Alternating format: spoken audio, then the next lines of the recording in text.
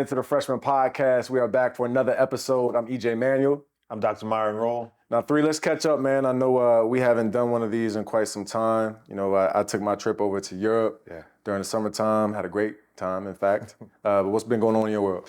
It's been good, man. I finished up at Harvard, done my 7 years of residency, so full-fledged neurosurgeon now, but doing my pediatric neurosurgery fellowship at Johns Hopkins All Children's Hospital in St. Petersburg, which is only about an hour and 45 minutes from Orlando, where we live, so I'm able to come home a lot more, see the wife and kids a lot more, getting great exposure to some great cases, epilepsy cases, craniofacial, trauma, vascular tumors, doing a lot of brain tumors, so it's been awesome, man. It's a great vibe.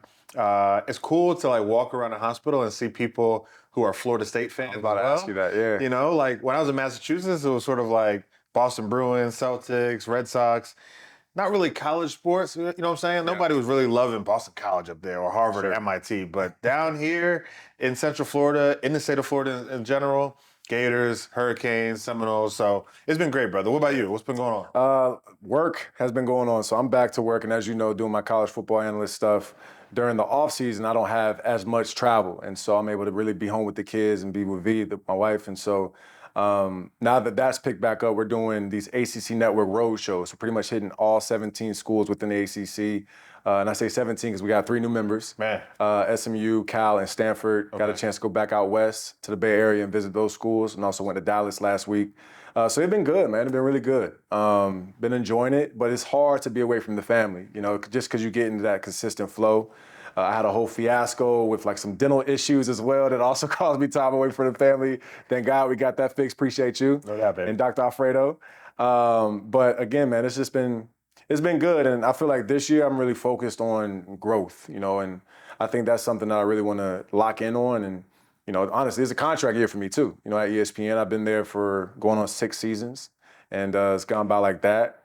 And new deal is up after this season. And so, you know how it is, you know what I mean? Like I'm locked in, I'm ready to go. Yeah. I'm ready to go. So it's gonna be a great college football year.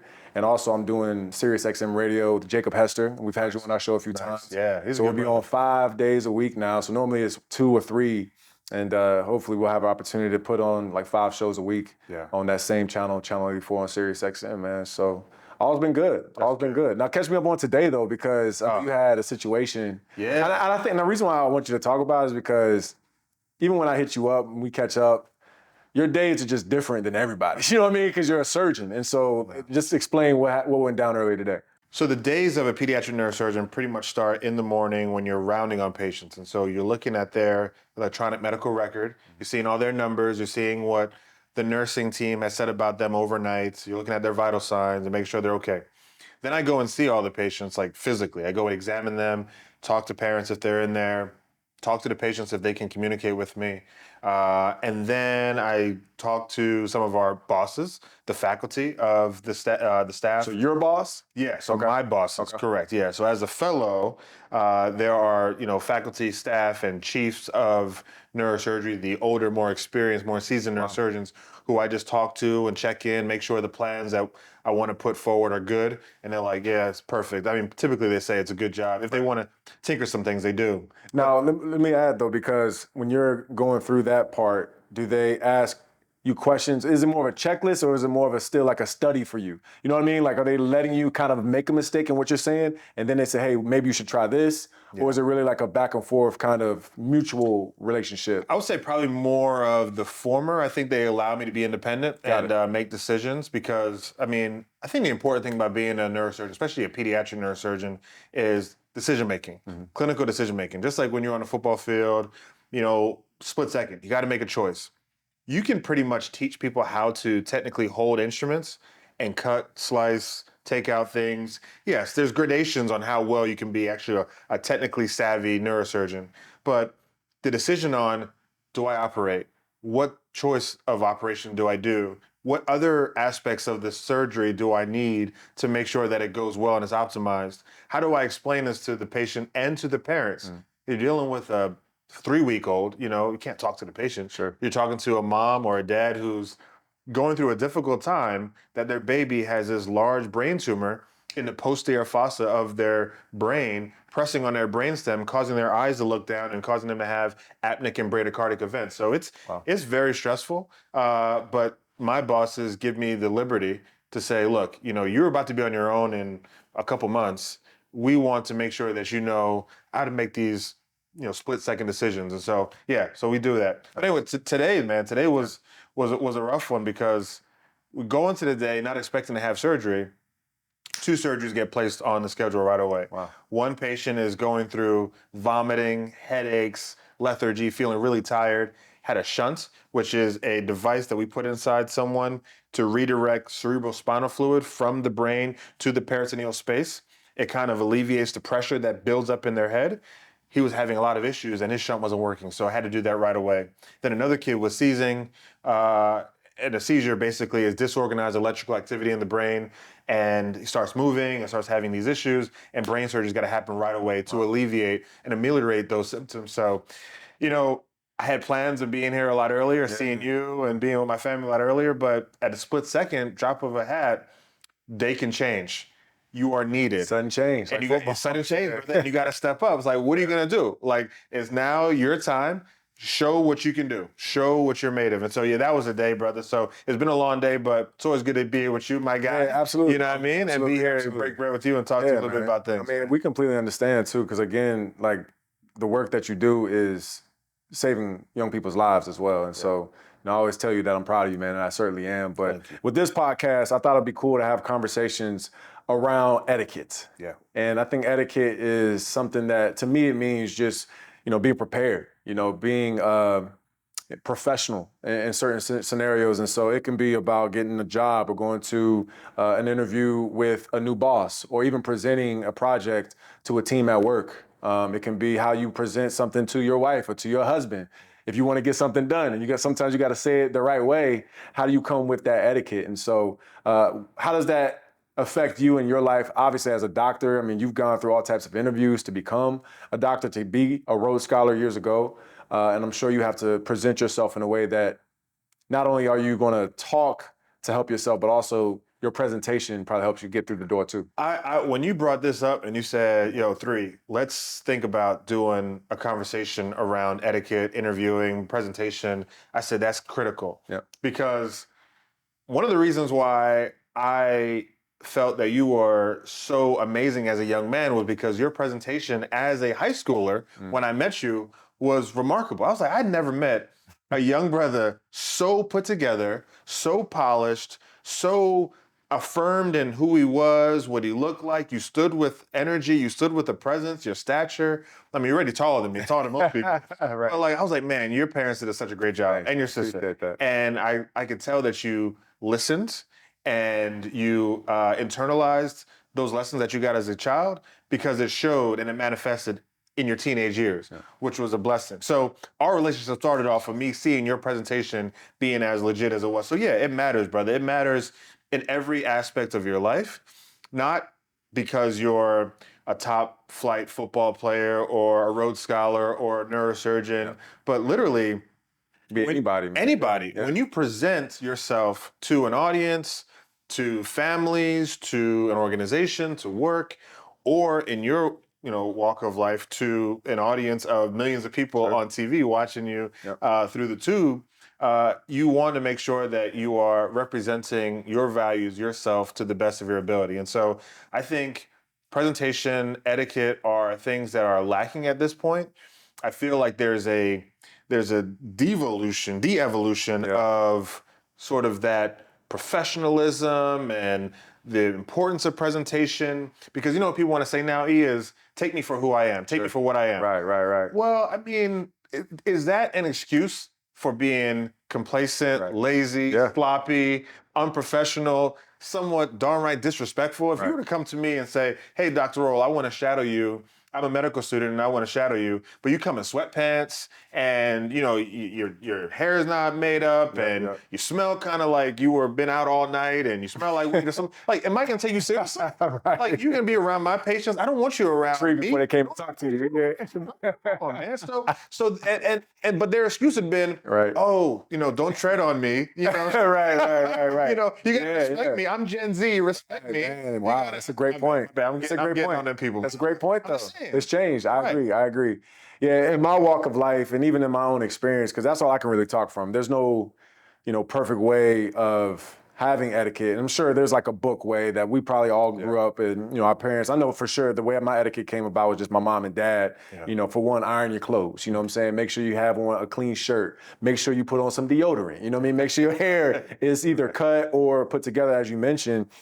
Take the coals out your eyes, your nose. It's little small things, and they would seem like it's an elementary thing, but sometimes, you go that extra mile to stand out. Because if you're trying to get a job or if you're trying to get someone to invest in you, like now that's a big thing as well, like a lot of creative direction going on. And in order to do some of these jobs, you have to have investors. I've invested in some companies and there's been people who have presented to me, and even off of not just the physical etiquette, but like the etiquette of how you present an email. You know what I mean? Like, what's your body like? What's your header like within the email? Do you hit me up on some what's good, or do you hit me up on, hey, good evening, Mr. Manuel? Like those types of things. Right. And granted, I can be a what's good kind of guy. I'm not super, high strong, but if you're asking for money, then I want to be treated as a professional. No doubt. And so I just think it's really important to give your best respect to the others by presenting yourself in a light that would make them want to work with you. Yeah. And that's how I move. And, I've even been more intentional on how I dress. I know we come in on our podcast with suits and granted, we don't wear this every day, but you could ask V, like that was something this summer. Granted, I was in Europe, so I did want to have kind of like a little European swag going on. You know what I mean? You had it going on, though. Yeah, you see my pictures. That was nice, They were all right. brother. They were That all was right. nice. I got some more too. I'm I liked it. I liked all of them. Thank you, brother. Yep. Appreciate you. Yeah. Appreciate that support. But in all seriousness, I can tell there's a difference when I travel, when I have on a suit or when I have on a button-up shirt or when I just have on something that just looks put together. Looks like I gave some thought to what I have on on an airplane versus when I have on, and there's nothing wrong with these fits, but like shorts or sweatpants or sweatsuit. And again, it just depends on what the scenario is. I know, again, in my line of work, we wear a suit and tie pretty much every time we do a show. If we're on the field somewhere, sometimes we'll have on a polo, like a little golf polo. And, it just, I feel like I warrant a different level of respect from people based off how I'm presenting myself. They take me more serious. Yeah. And granted, I think they take me serious as well just because they know maybe my background and who I am. But I also know even for a stranger, they just kind of look at you like, man, what do you do? Like, what are you into? Like, I'm going to listen to what you have to say. And I think that's really important. And I think that's something to get across to people who, maybe are questioning that. You're right. Because it matters. It does matter. That word respect is such a huge word because if you don't respect yourself, then how can you expect people to respect you? Absolutely. And respecting yourself is basically what you said when Jackie Manuel was like, make sure you wipe the coal out your eyes. Right. Make sure that you brush your teeth. Make sure that you brush your hair. Right. Make sure you look presentable. Because that tells me that you respect your own vessel, this vessel that God's given you.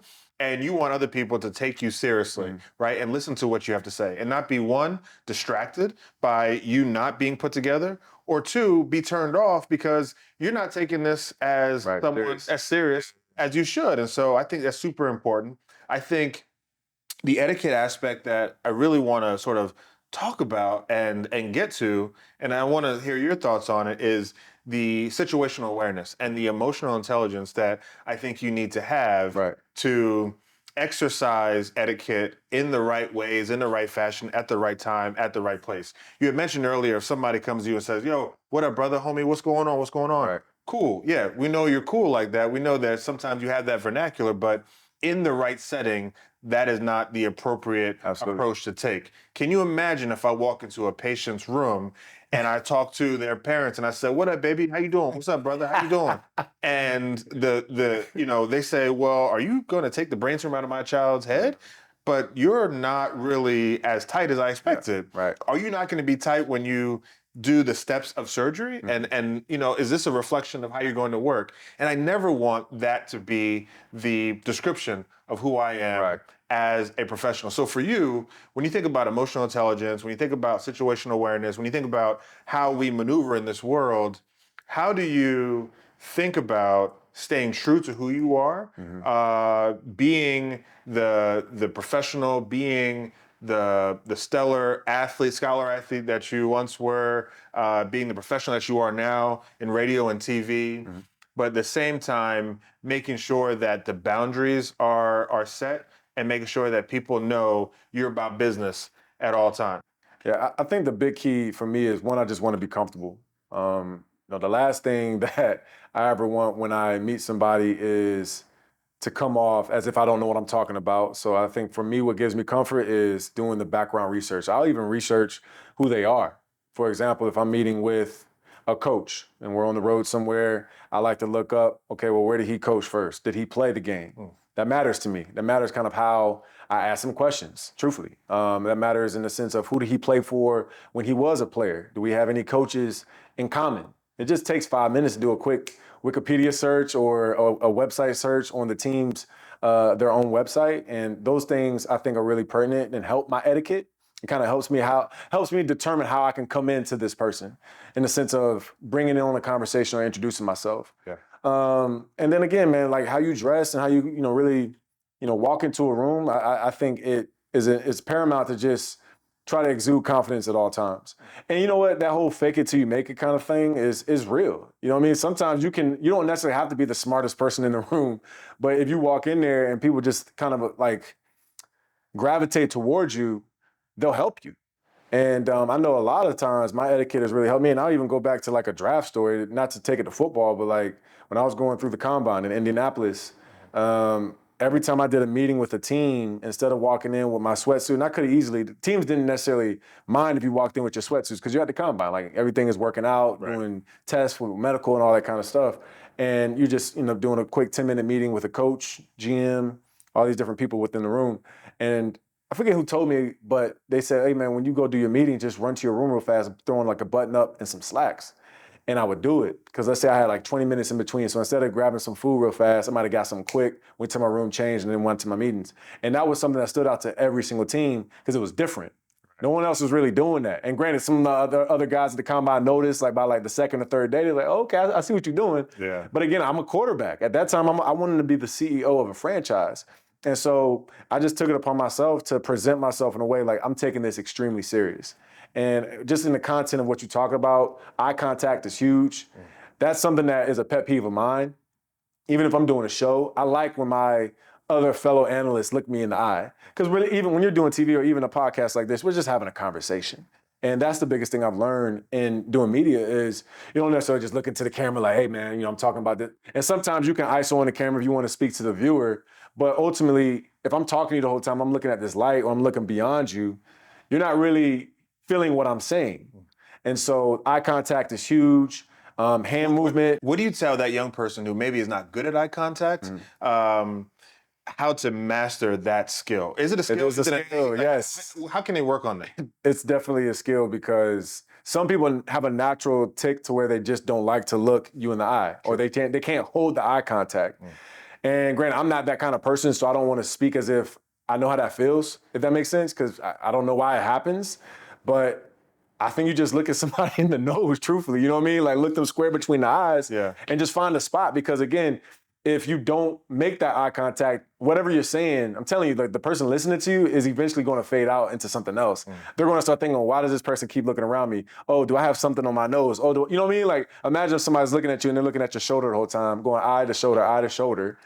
And you're like, dang, bro, like, is everything good? You know what I mean? Like, is something, do I got something there? Yeah. And so, again, your delivery just isn't as clean as it could be if you just look someone dead in the eye. I also think in how you speak, granted, you don't have to be, Brian Gumble or nothing like that, but I do think it's important to, cut back on the slang if you can, cut back on, just the knows, and I'm doing it myself. Cut back on the us if you can, and just really take your time and just have a conversation.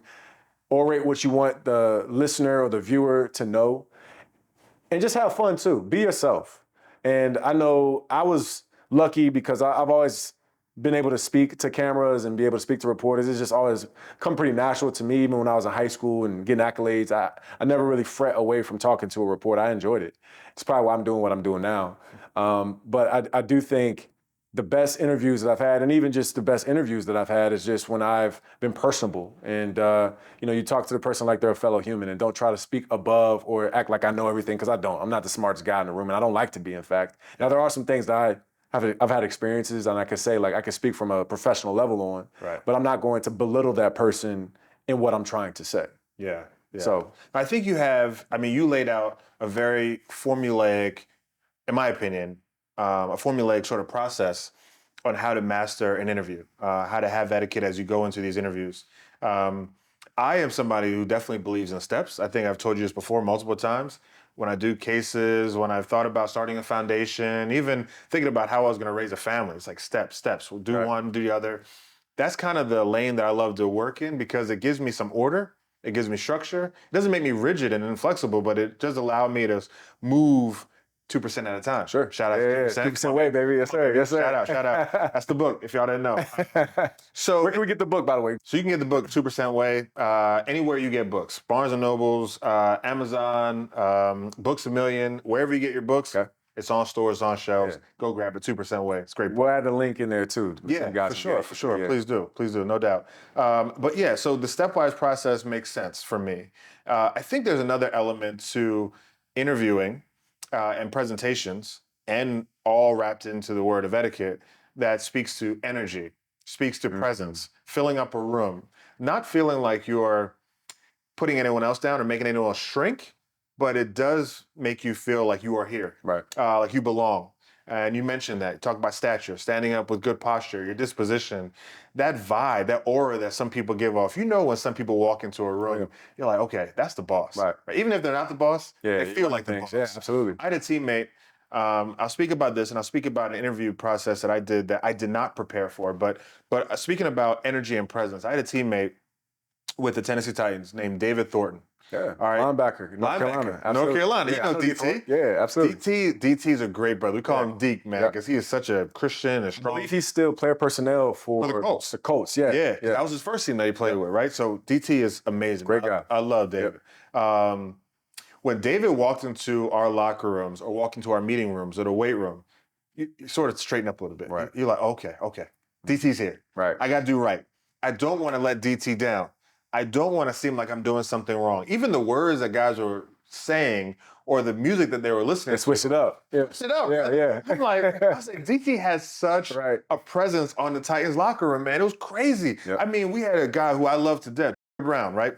D tackle from Memphis. He was playing like loud music, cuss words in it. DT came through. He said, I'm gonna turn it down real quick. DT's respect, bro. I was like, I was so amazed by the presence that he had. And how he walked. He does have great presence. I agree. Great presence, man. So, I think he's an example of that. But speaking about one thing you said earlier, you talked about preparedness. Whenever you talk to coaches, you like to research them. It takes 5 minutes. It's good. I will give you an example of when I was not prepared for an interview that almost cost me the Rhodes Scholarship. Wow, bro.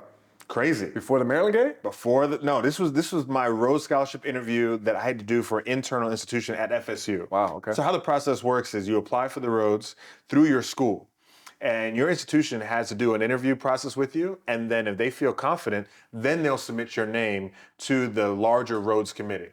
So I had to get through that first stage. Okay. And the first stage was me, 5 teachers from FSU, and I was not ready, brother. I thought, I've done interviews before. I've talked at Ward Channel. I've talked to ESPN, Sporting News. I got this, man. Yep. Not ready. So they were hitting me with questions. They backed me into a corner with their questions. And then when I dug myself in a hole, they kept digging deeper. They said, bro, keep you there. They keep me right there. Yeah, absolutely. I could not fight my way out. So what they asked me was, your family's from the Bahamas, right? Tell me about the Bahamas and what's going on there. And I was like, I'm not expecting to answer a question about the Bahamas. I was expecting to answer questions about Cecil J. Rhodes and Oxford and being a pre-med student and playing football at FSU. Question that were sort of in my wheelhouse. The Bahamas, what's going on? I said, we got crime right now. And they were like, well, where's the crime coming from? I was like, why did I say that? Okay, where's the crying coming from? Immediately, this is terrible. Mhm. And I apologize to all my Haitian brothers and sisters out there. Oh, It was the worst answer I gave. I oh said, man. we got immigration from Haiti. They're coming from an earthquake and, they're over there right now and they're violent. And I was like, what am I saying? But I'm literally regurgitating words that I heard my grandparents say, my uncles say, Right. my aunties say. The older generation that likes to keep the Bahamas for Bahamians and not really inviting Open it and up to other welcoming cultures, to yeah. other cultures Mhm. like my generation is. I was like, I was stuck. I didn't know what to say. So I just went to a knee-jerk reflex of saying something that was terrible, Right. asinine, completely awful. And they were like, so you sound like a bigot. I'm like, I said, Oh, they hit you with that. hit me with, I'm like, oh no, I'm not that. So So now you're starting to fumble a little fumble, bit. Yeah, right, yeah. stuttering, fumbling. Right. I left there feeling like this big. I Wow. mean, I was like, this is not going to work out. So they called me and said, we think you have talent. We're not ready to put you up for the Rhodes Scholarship, but we want to give you another chance. Great feedback. Bro. Yeah.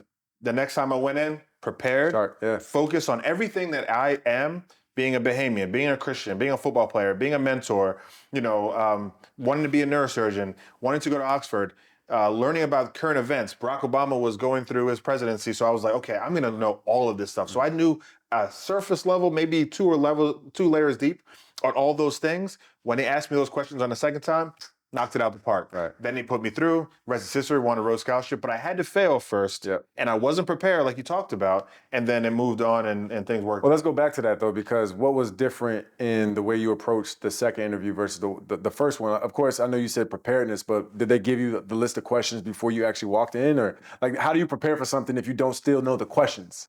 Well, I felt that they were asking me things that were about me. So things that they can read on my resume. Right. When I talked about that I had, obviously a firm affinity for the Bahamas, that's where I was from, and I was doing mentoring in Tallahassee. I would do pre-med. I was doing research around human mesenchymal stem cells. I was like, they're going to talk to me about things that are on here and ask me questions about this, how it pertains to me being a better leader and how it's going to make me a better Rhodes Scholar so I can fight the world's fight. Because that's what Cecil J. Rhodes wants out of his Rhodes Scholars. So I was like, they're going to ask me things about myself to try to paint a picture of who I am and if I'm the right fit for a Rhodes Scholarship. So I had to be able to elucidate my thoughts on who I was to be, and how my future could be shaped through this Rhodes Scholarship. And the fact that they asked me about my family's history of the Bahamas, I said, okay, now I know all things are on the table. Yeah. We're going to have a wide range of knowledge on all these things so that I can be better prepared. Really? But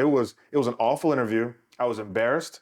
I felt very, I felt I underachieved, and I felt I let a lot of people down because that's all I've been talking about in going to college at FSU was I want to be a Rhodes Scholar, and I'm not even going to make it out of my own home institution. Right. They may put somebody else up for the National Rhodes Scholarship Committee to look at, and it's not me. Right. Bro, I got to do better. So the second time, knocked it out of the park, Yeah, brother. you killed it. Killed it. Absolutely, absolutely. And let's go back to the energy piece too, because I think that's important. You talked about David Thornton, who you were a teammate with, the coach. Shout out to DT as well, man. DT. But also, you can really disarm a lot of people with really good energy. If you think about it, if you come in and you're lackluster, your shoulders are kind of forward, you don't look like you are really interested in getting to know that person, you're not personable, you don't make eye contact, one, that person's just not going to trust you. But then they're automatically going to be on the defensive of like, well, what's going on? Like, this was supposed to be more of an inviting situation from the personality. And for me, like even today, I did a golf tournament. Shout out to Kenny Shaw. He had a golf tournament, golf charity event here in Orlando. And, I had played with a group of men who I didn't know. They work for a company and they basically, paid to have a round with me as a celebrity golfer. And so these type of events I've done before, and I always have a great time. They're always usually really cool. Most of the times they're fans of mine or fans of teams that I might have played for, or just in general football fans. We end up having banter, play golf. I hit some good shots, hit some bad shots, tell some stories. We have a great time. I had a fun time today. But I know that I really disarmed those guys when I came in, dapped up everybody, shook everyone's hand. And again, this was informal. It's on a golf course. So I'm not gonna come in, hey, what's up? But I come in, show some love, give them a hug, introduce myself. I make sure I remember their names. And that's something that's really important important. That's huge, brother. Names. Names. So if you Remember if you names. can remember someone's name, and I am bad with names, but I make sure I jot it down on like a pen and pad. I put it on a note somewhere. I'll put it in my phone real quick. I'll make it seem like I'm writing a text real fast, but I'll go to V's text message, her thread, Yeah. and I'll just write it, John or Matthew or Jeff or Mike, you know what I mean? And I'll just remember it. And I'll say it even in my head 3 times because you disarm people and also you just make somebody feel special. Yeah. You know what I mean? Like when you just, come at them with their name instead of just saying, "What's up, my brother?" or "What's going on, bro?" Like it doesn't even have to be a professional thing. I think it's just really important to remember and recall other people's names. But going back to the energy piece, when you come in with just good joy, and I think it's important to talk about it because every day is not a good day. Yeah. Every day brings its own challenges. There are stressors, the traffic, your car might have broke down, might have had an argument with someone that's in your house, whatever. But when you kind of compartmentalize a sickness, you don't feel good yourself. Your knees hurt. I know my knee be hurting every now and then. Yeah. And I still know that I have to still bring my own energy. I have to still disarm this person when I get a chance to meet them. Because there's other people who might not bring energy toward me. And then, I'm on the defensive. I'm not going to be as open or as willing to have a conversation with them. And I think that's really important. When you go throughout your day, energy-wise, and even being in the hospital, you guys kind of got to bring your own juice as well, because sometimes you don't have, most of the time probably, you don't have happy conversations with whether it's patients or even amongst doctors. Yeah, no, it's definitely tough. So you're right. Having that energy matters. It's weird how having that presence correlates to people thinking that you are an exceptional talent, right? You walk into a room, like you said, shoulders back, understanding your presence in that room, standing with your feet firm on the ground, elucidating and talking clearly, making eye contact. They're like, "Oh, this is a great physician. This is a great neurosurgeon." Has nothing to do with how well my hands can move, the dexterity of my movements with these micro instruments in surgery, but they believe in you. They trust you. Yep. They have to trust you, right? Because they're putting their vulnerable child in your hands as their pediatric neurosurgeon. So you're absolutely right. It's important. And it's something that I still do to this day. I talk to myself a lot. There's a gospel song that talks about encourage yourself, speak over yourself, encourage yourself in the Lord. Yep. You have to talk over yourself. I look in the mirror and I talk to myself, "Hey, 3, you got to do this. Got this. This is your time. Yep. Let's do this." Even during surgery, if I make a mistake, just a simple mistake, I say, "Hey, you can do that better, 3." One of my attendings says, "Are you talking to yourself?" I said, "Absolutely. I do it all the time." Right. And I think the more you talk about fake until you make it, but I do think that words, the power of the tongue, Positive affirmations. eventually you start to believe it. Absolutely. Like, I am That guy. here. Yeah. I am him. Right. You know what I'm saying? Like, Absolutely. I believe it now. Like I feel it. I'm talking it. I say it. I feel it. Then you start walking like that. Right. Then you start moving like that. My wife tells me all the time, she said, "Man, when you walk through like Disney World or something like that, people move out your way because they're just seeing how you move." And I'm like, It's the shoulders too. It's the shoulders too. Little shoulder. Right. You know what I mean? But they're like moving and shit. I'm like, look, because I walk with a level of confidence because I do feel like I'm him. Yeah. I don't feel like I'm any better than you. I don't feel like you're any better than me. Put in the work. But I belong here, right? Like, we came a long way and here's where we are. So Absolutely. I think for people watching, especially young people, if you're thinking about your confidence, if you need your confidence level boosted or you need to feel that presence, you want to, boost your energy or sort of have that sort of that aura as you walk into a space, a place, I think talking over yourself, I think those positive affirmations, I think hearing good things about yourself consistently, it shouldn't boost your ego in a way that makes you want to be condescending to anyone else, or make you cocky and complacent, not to be disrespectful, but it says, "I belong here. It's confidence. I am here too, and I'm going to be an unshakable force. I'm placed on this earth for this moment, for this purpose, and here I am to fulfill that in whatever it is that you do." So speak to yourself, speak over yourself, look at yourself in the mirror, keep pushing yourself forward because that adds to that energy and that confidence. Absolutely. I know you're a Kappa man as well. No doubt. And I remember there was one point where we went out to dinner, we went to breakfast. If you remember, V and I were in the Bahamas. You came and met us, and we had breakfast. And I think I told V, but maybe I didn't, about you whispering something in my ear. She had got up to go use the restroom. If you remember this, I don't know if you even remember. She had got to use the restroom, and you said, "Hey, bro, make sure you always stand up." No, she came back to the Oh, table. yeah. You say, hey, whenever your woman or a woman comes back to the table, make sure you stand up as well and either get her chair or, just stand up as she gets up and then she walks away or when she comes back and sits down. I thought that was really cool, man. I appreciated you saying that because, I like to think I'm a gentleman, but I just feel like that was an extra layer of like free game, really. You know what I mean? To like just be not just respectful to my wife, but also somebody else might see that and be like, man, that was cool. You know what I mean? Like I could tell he values his wife, and he treats her with respect. And so, are there any other like gems that you would have like that, small things? And I could even mean like just opening the door for somebody, or when you walk into a door, take a quick peek behind you and see if there's somebody maybe 10 feet behind you. Now, there's that little gray area where sometimes you can't tell if they're too far because you don't need to wait there like extra, 30 seconds. Like, Oh, come on, you man. good, you good. But are there any other gems that you could think of when you go back to etiquette? Because all these things are etiquette. Yeah, no doubt. Energy, eye contact, bravado, how you speak, taking your time, all these different things, opening the door, standing up for your lady, whatever. But are there any other thoughts that you would have to add to just that etiquette piece? Well, I loved what you said about name recognition. I can't say that enough. How many people have told me, hey, Doc, the fact that you remember our name made us feel like we were the most important people in that room. That's right. And it was just a sense of focusing on that conversation for me and remembering who those people were. And so the name recognition, I think you mentioning that was so huge Yeah. because it goes a long way. Let me hold on, because I have a quick thought though, because Sure. sometimes you may not remember their name. Right. Do you then ask their name again? Because that's a very awkward thought for even for me. Like if I met somebody, let's say I met somebody 3 years ago. What's up, man? How you doing? How you been? You remember me? Da da da. And I'll be honest, like, nah, you know what I mean? Unfortunately, I don't. I mean, you're meeting a bunch of people all the time. Right. And even for them. But like, do you go ahead and do you think it's better to just ask their name again? Yes. Okay.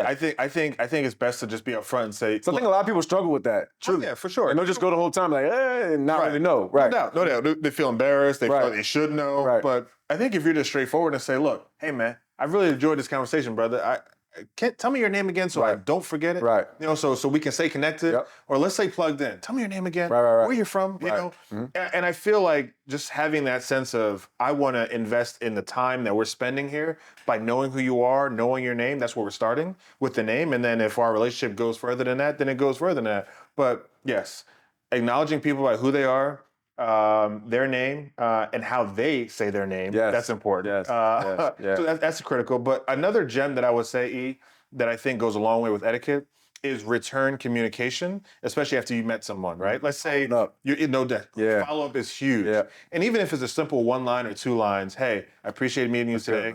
It was outstanding. I'm looking forward to maybe working with you in the future. Hope we can stay in touch. Thanks. Mine. Yep. And then in that conversation or in that 1, 2 lines, if there's something that stood out in your communication with them, let's say, for instance, I was interviewing at this hospital called Nemours Children's Hospital. So here in Orlando, it's where I'll be working next year as a pediatric neurosurgeon. And there was one gentleman who I interviewed with. He's a chief medical officer.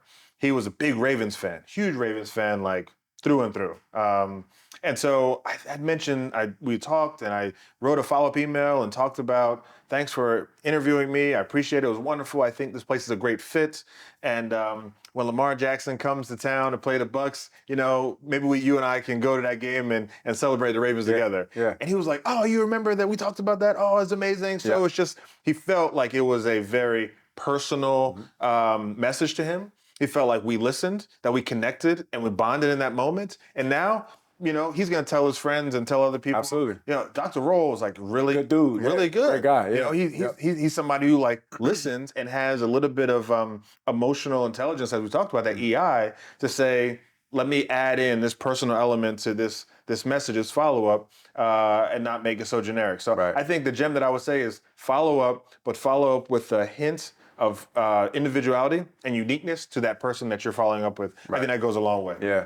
How do you also view, just presentation-wise, what do you think is best for, and let's use a man, for example, when a man is going to an audition or to an interview or to maybe even a first date, because that's technically an audition as well. When you're meeting someone, a person that maybe you want to get to know, get into a relationship with, how do you view, or what do you think is the best way to approach those types of situations, attire-wise?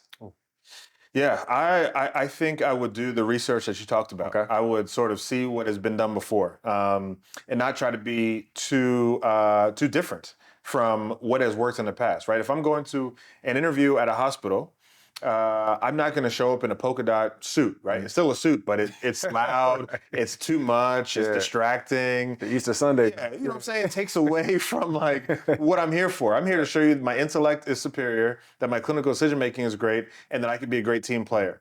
And if what I'm wearing takes away from that message, then I don't want to be a Right. part of it, right? So I think that's important. What are you trying to get across? Now, if I'm trying to come across flashy and with bravado and with swag, Sure. then maybe I'll go that route. So I And think sometimes that is called for. sometimes it's called. Yeah, some scenarios it's called So for you that. got to Absolutely. know. Yep. I think you don't have to be in a vacuum when you're answering these questions either. Right. You can ask for help, Yep. phone a friend, Absolutely. Yeah, yeah. call a life, Or even just get somebody else's opinion too. Because sometimes when you get somebody else's view on the case, you be like, oh no, I didn't even think about that. You know what I mean? Like, man, I forgot I had that on. You know what I'm saying? Like Exactly. those types of things are really helpful too. I agree. It opens up. I did want to ask you this one question though, because I want to see how you would handle this. If somebody or one of our listeners or you yourself going into an interview, presenting in front of a Fortune 500 company because you want to do work with them or something like that. Let's just use that as a scenario. And in that interview, the interviewer says something which you deem on purpose Okay. to kind of get under your skin. Oh yeah. Because they want to test you a little bit, or maybe they want to see how you're doing, Yeah. or maybe they're not trying to test you and they're just flat out being disrespectful. So Right. how do you handle that situation? Maintain your professionalism, see through it or not see through it, or when do you cut yourself out and say, "This is not for me. I'm going to cut this early and end it," or do you stick it out and say, "Let me just let me get myself through it," because that's also showing my stick with itness. Yep. How do you see all that? It's a great question. I think I realize that I can only control my energy. I can only control my answers. I can only control how I take, someone's statement or question. Because there are questions that you can get that are disrespectful. Yes. Especially when I was a player. There was media people, or I even remember again going through the combine. I was getting interviewed literally every day. Like when you're going through the NFL draft process, it's the whole thing's an interview, whether it's you on the field playing or you actually sitting in a chair like this talking to a head coach or a GM or a scout. And I'll never forget, it was John Randall, all right, Hall of Fame defensive tackle for the Minnesota Vikings. And he was doing something, player personnel or scouting for the Vikings at the time, who were actually, I don't know if they were looking to get a quarterback, but Leslie Frazier was their head coach, Leslie Frazier was their head coach at the time. And I thought maybe I had a chance to go there. And so I remember John Randall asked me, well, what would you do if we moved you to tight end? And I'm gonna be real, if you were a black quarterback, any receiver or tight end or running back kind of questions is like, yo, well, like I'm a quarterback, you know what I mean? Like I was a 5-star out of high school. I'm one of the top passers coming out of Florida State. What do you mean? No doubt. And in that moment, again, going through that interview process and knowing that I can only control how I respond to this answer, because he was trying to get under my skin. Yeah. I don't even think he really thought I was gonna play tight end. I'm not blocking nobody. You know what I mean? Like, come on, man. Like, been a finesse quarterback my whole life. I'm trying to put my hand in the dirt, but in all seriousness, I get it because I'm 6'5", I'm 235, 240 pounds, so I'm a big guy. Yeah. And so the way I answered it was like, I kind of chuckled, again, showing that personality, and also showing them that you're not gonna, make me flustered. So I think I said, well, look, I would do anything to help the team, but I believe me helping the team best is playing quarterback. Come on now. And that was my answer. Great answer. And he received it. And it's funny, I've seen him since. I didn't mention it to him because I don't even know if he remembers that. But every time I do see him, I think of that question, like, yo, this dude asked me if I was gonna play tight end. And so those types of things, I think is the best way to answer that question, man. Like you control your answer. Yeah. And you control how you respond to stuff. And so you have to, just kind of know who you are. And I think, again, that self-awareness, that emotional intelligence, again, because you might even get questions where somebody's not trying to be disrespectful. They might ask you a question and they just genuinely don't know.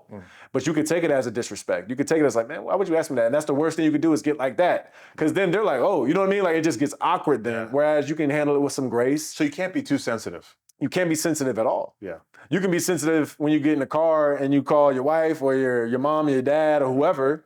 And then you could feel some type of way. And I probably did call my dad. Like, man, can you believe this question this guy asked me? Da da da.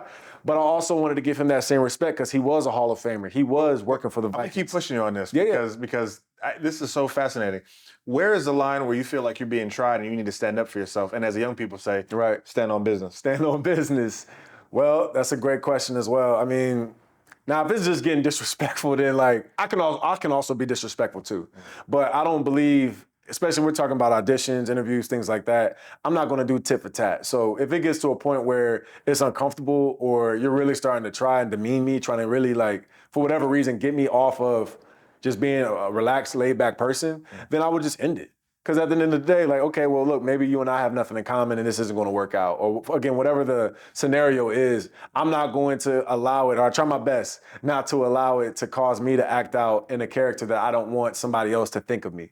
Now, of course, my wife, if you ask her, like, there's things I get upset about, and I'm sure I've handled some things where she's like, damn, this dude crazy, you know what I mean? But that's my wife, you know what I mean? Like, that's behind closed doors. Someone who doesn't really know me, someone who is a one-off in the sense of I meet them for 10 minutes and maybe I know them in a further relationship, or maybe I never speak to them again.